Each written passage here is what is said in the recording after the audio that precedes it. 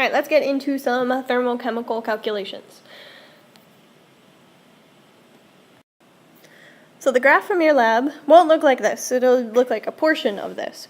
But the curve here in red, based on the axes, this is as temperature increases, an object will go through a relative change like this. Okay? The important thing to note is these plateaus, these flat spaces, that is the phase change.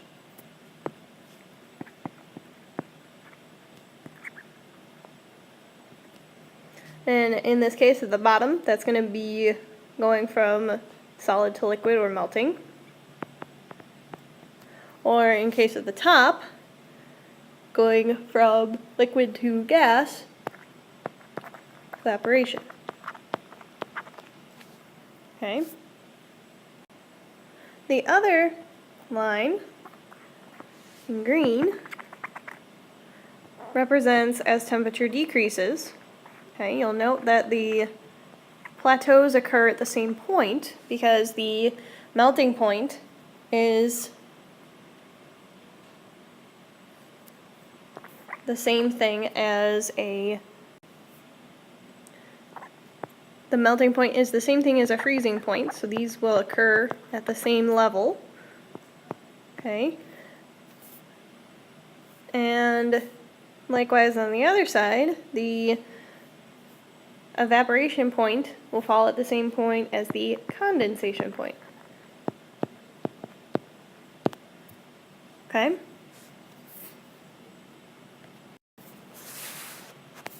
We're going to start our calculations here with this equation.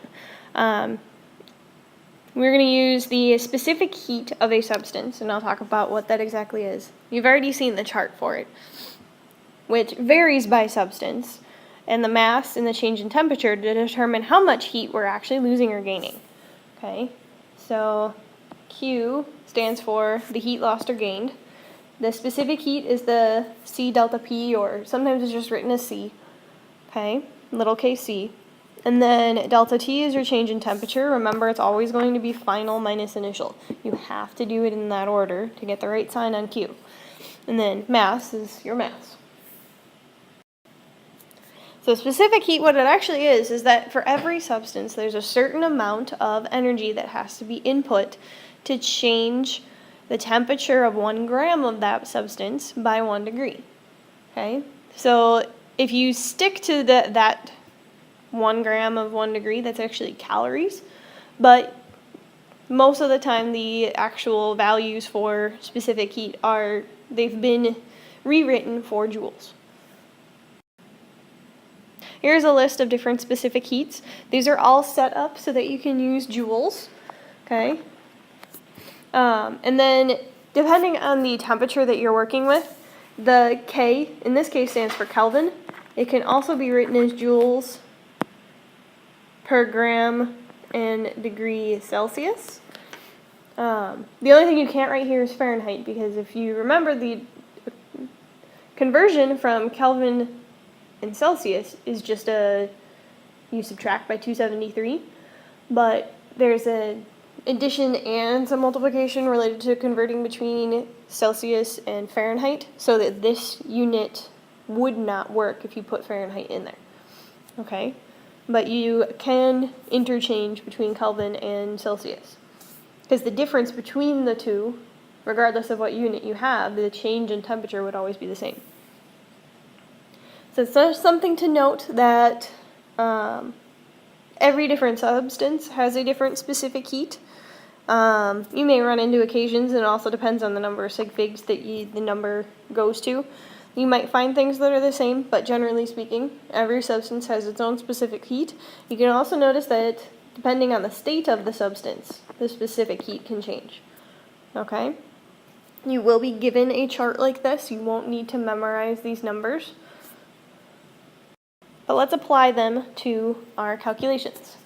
Okay, so it's been a while since we've used any equations. If you remember with density, we talked about a way to show work called SU. And I want to see that for these calculations. So E stands for equation. So you're going to write down that Q or delta Q, you get the same number either way, is equal to your mass times the specific heat constant times your change in temperature. Okay? S, you substitute in the numbers that you have. So we want to find the energy, so the equation stays written the way it is. We know that the mass is 350 grams. We know from the page before in that chart that the specific heat for ethanol is 2.44 joules per gram degree Celsius. And the change in temperature, this would be your final, this would be your initial. It's going to be 45 minus 12. Okay, second S, you go ahead and do the calculations and get a final number. So we're going to get, I'm not going to do sig figs yet, but 28,182. And then the U is a reminder to get units. Now, especially since we're dealing with several units here, this is a step that you may want to take to make sure that you're getting the right unit written down. So these should both be in degrees Celsius.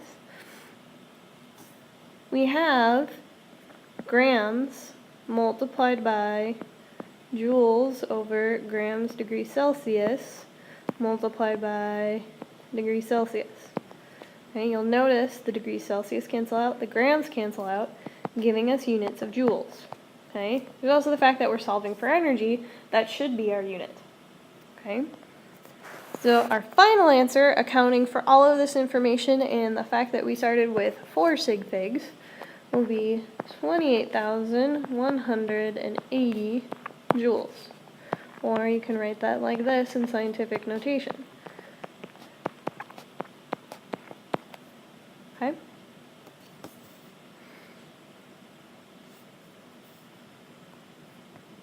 There should not be a negative sign there. I think that's just a stray mark.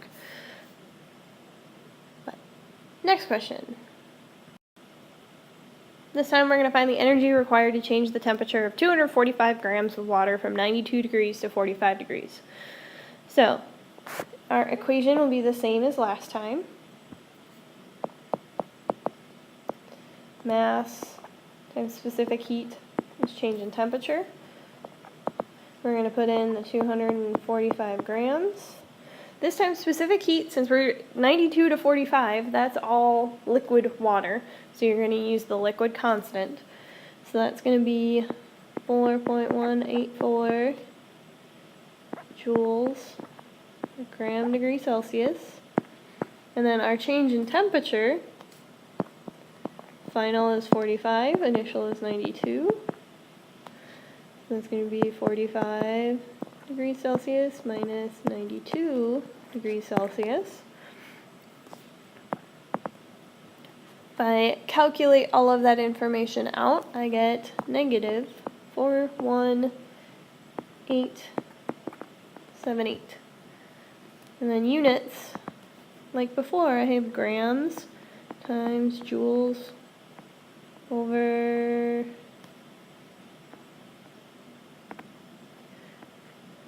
grams degrees Celsius, and then times degrees Celsius. Degrees Celsius cancel, grams cancel, leaving me with joules. And last step, let's account for sig figs. We're going to have negative 41,900 joules. Okay, or if you want to write it in scientific notation, 4.19 times 10 to the 4th joules. Okay, so calculations are not very complicated as long as you keep things organized. When it comes down to possibly having to do the conversions like we practiced, you want the specific heat. They're only going to be given to you in certain units. They'll always be in joules. So if you know calories, especially if you're going from food or something like that, you're going to have to convert. Okay? Same thing like grams. Can't be in kilograms. It has to be in grams. Or your temperature, if it was in Fahrenheit, you'd have to calculate that in Celsius. Just because this constant here has very specific units that need to be canceled out. So make sure you do the online quiz and have notes in class tomorrow.